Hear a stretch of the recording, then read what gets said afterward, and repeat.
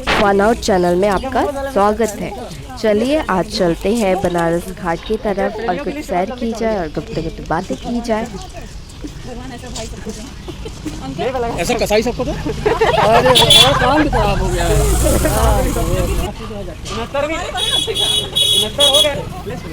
चलिए बनारस घाट की चर्चा उसके इतिहास से की जाए। जैसे कि हम जानते हैं कि वाराणसी के अधिकांश घाट का पूर्ण निर्माण 1700 ईस्वी के बाद किया गया था, जब यह शहर मराठा साम्राज्य का हिस्सा था। वर्तमान घाटों के संरक्षक मराठा, शिंदे, होलकर, भोसले और पेशवाई में है।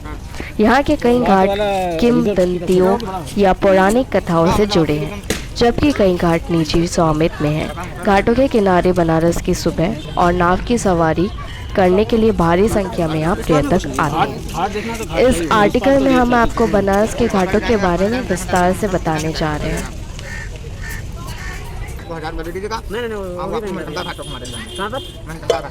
फिर वापस लेकर आएंगे ना। अभी हम लोग 80 घाट पर हैं और इस घाट पर विदेशी छात्र, शोधकर्ता, कलाकार और पर्यटक भारी संख्या में आते हैं। यहाँ रोजाना सुबह लगभग 300 लोग, जबकि त्योहारों के दौरान लगभग 2500 लोग प्रति घंटे आते हैं। इस घाट पर शिवरात्रि के दौरान एक साथ लगभग 25,000 लोग से ज़्यादा लोग जमा हो जाते हैं। एक मान्यता के अनुसार देवी दुर्गा ने शुभ और निशुंभ नामक राक्षसों का वध करने के बाद उनकी तलवारों को यहाँ फेंका था। जहाँ वे तलवार गिरी थी, उसी नदी को अस्सी नदी के नाम से जाना जाता है और गंगा नदी और अस्सी के संगम स्थल को भी अस्सी के नाम से जाना जाता है। इस घाट का नाम है अस्सी घाट। इसके बगल में रीवा घाट है। ये इधर में डांस प्रोग्राम पहले होती थी। चलिए चलते हैं जैन घाट की तरफ। जैन घाट का नाम 7वें जैन तीर्थकर श्री पार्श्वनाथ के नाम पर रखा गया था, जिनके बारे में माना जाता था कि वे पड़ोस में पैदा हुए थे। उनकी स्मृति में 1885 में घाट के ऊपरी हिस्से में एक मंदिर बनाया गया था।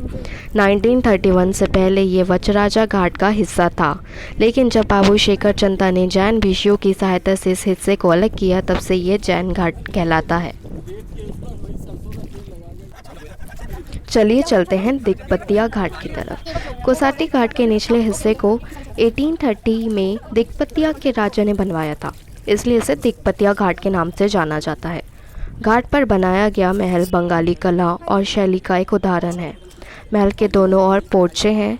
मंदिर के परिसर में काली, लोक देवी, शिव, गणेश और कार्तिकेय के पुराने चित्र हैं। देवी देवताओं के 64 योगिनी छवियों में से 16 वर्तमान में वाराणसी में मौजूद है।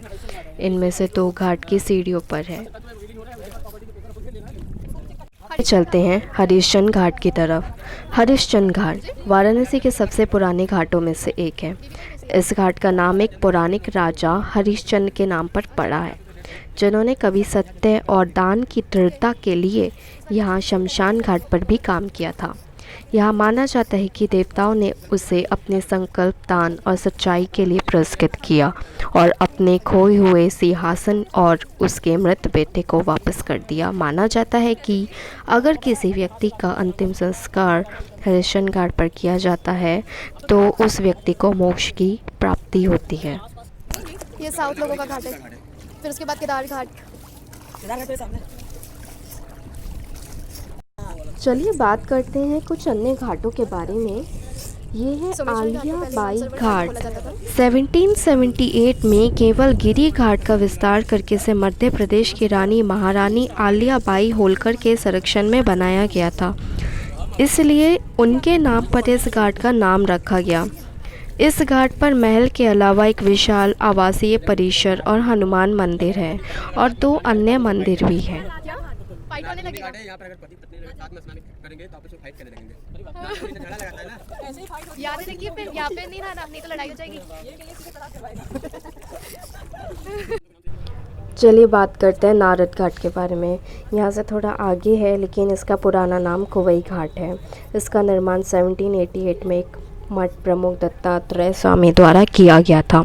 नारद घाट पर 4 महत्वपूर्ण मूर्तियाँ नारदेश्वर, अतीश्वर, वासुकीश्वरा और दत्ताश्रय हैं। नौका विहार के समय साइबेरियन पक्षियों की चहचहाहट से ऐसा लगता है कि काशी के इन पक्षियों का सदियों का नाता है। एक आवाज़ पर ये पक्षी उड़कर अपने पास चले आते हैं और ये विदेशी पक्षी घाटों की रौनक को और भी बढ़ा देते हैं। आइए बात करते हैं दरभंगा घाट के बारे में।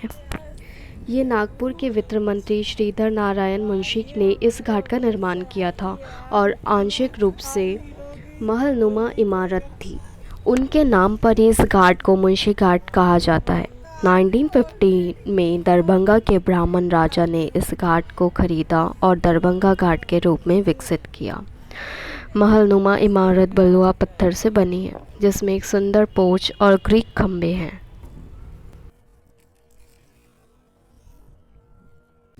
चलिए बात करते हैं दशाश्वमेध घाट के बारे में। दशाश्वमेध घाट को वाराणसी में मुख्य घाट के रूप में माना जाता है। यह विश्वनाथ मंदिर के करीब स्थित है और सबसे शानदार घाटों में से एक है। माना जाता है कि भगवान ब्रह्मा ने भगवान शिव का स्वागत करने के लिए इसे बनाया था। यहाँ महाराजा जय सिंह द्वारा निर्मित एक वैधशाला है। इस घाट की गंगा आरती बहुत प्रसिद्ध है, जो प्रतिदिन शाम को की जाती है। यहाँ भगवान शिव, गंगा, सूर्य, अग्नि और पूरे ब्रह्मांड के लिए आरती की जाती है। चलिए बात करते हैं गंगा महल घाट के बारे में। गंगा महल घाट वाराणसी के प्रमुख घाटों में से एक है। इसका निर्माण 1830 ईस्वी में नारायण वंश द्वारा कराया गया था। चूँकि महल को घाट पर रखा गया था, इसलिए घाट का नाम गंगा महल घाट रखा गया। इस महल का उपयोग अब शिक्षण संस्थाओं द्वारा किया जाता है। पहली मंजिल का उपयोग कर्नाटक के विश्व साक्षरता कार्यक्रम द्वारा किया जाता है और ऊपरी मंजिल का उपयोग कार्ल स्टेट विश्वविद्यालय द्वारा आयोजित इंडो स्विस स्टडी सेंटर द्वारा किया जाता है।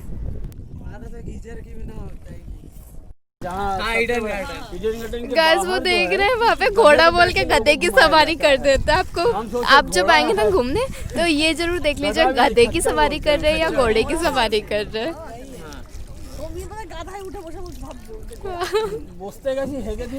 तुमने भी गधे की सवारी की है? हो चुका है। आपने गधे की सवारी की है? ना किया है, ना कभी करना चाहते हैं। चलिए अभी के लिए अलविदा। मिलते हैं दूसरी ऐसी ही दिलचस्प वीडियो के साथ, जहाँ पे हम आपको गंगा घाट की कुछ भीड़ भाड़ जगहों के बारे में विस्तार से बताने वाले हैं।